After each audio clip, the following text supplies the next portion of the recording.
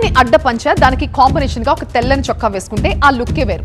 సామాన్యుడి నుంచి సీఎం దాకా అరవ స్టైల్ అంటే అదే కదా.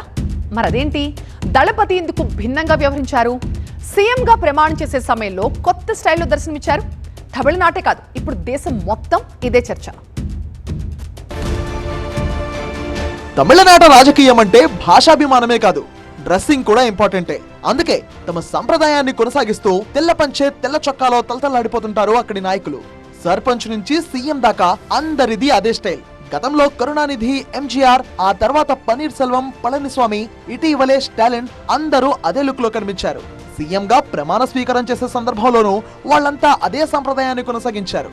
ఇటీవలే అసెంబ్లీ ఎన్నికల్లో ప్రభంజనం క్రియేట్ చేసిన దళపతి విజయ్ మాత్రం అందుకు భిన్నంగా వ్యవహరించడం చర్చనీయాంశమవుతోంది. సంప్రదాయబద్ధంగా తెల్ల చొక్కా తెల్ల పంచలో వస్తారనుకుంటే ఆకర్షణీయమైన సూటు బూటు వేసుకుని సీఎంలా కాదు సీఈఓలా వచ్చి ఆశ్చర్యపరిచారు. దీంతో ఇప్పుడు విజయ్ డ్రెస్సింగ్ స్టైల్ పొలిటికల్ గా చర్చకు దారితీస్తుంది. దశాబ్దాల పంచకట్టు సంప్రదాయాన్ని పక్కన పెట్టడం వెనుక విజయ్ ఉద్దేశం ఏంటనే చర్చ జరుగుతోంది. ఇప్పుడు విజయ్ స్టైలే అంతనుకోవాలా, లేక తమిళనాట కొత్త శకం తనతోనే ఆరంభమవుతుంది అని తన డ్రెస్సింగ్ తో చెప్పదలుచుకున్నారా అనే అభిప్రాయము వ్యక్తమవుతోంది. సూటు బూటు అంబేద్కర్ స్టైల్ కాబట్టి అదే లుక్ ని ఫాలో అయ్యారా అనేవారు కూడా లేకపోలేదు.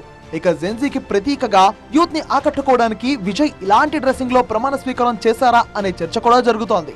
మొన్నటిదాకా ఎన్నికల ప్రచారంలో ఖాకీ ప్యాంట్, మోచేతుల వరకు ఫోల్డ్ చేసిన వైట్ షర్ట్ తో కనిపించారు విజయ్. పోలింగ్ రోజున ఆయన అభిమానులు కూడా అదే కలర్ డ్రెస్ లో హల్చల్ చేశారు.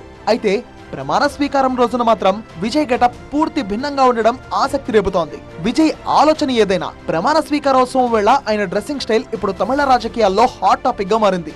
ఎవరికి తోచింది వాళ్ళు మాట్లాడేసుకుంటున్నారు. మున్ముందు ఆయన పాలనా విధానాన్ని బట్టి అసలు విషయం తెలుస్తుందనే ముచ్చట కూడా వినిపిస్తోంది.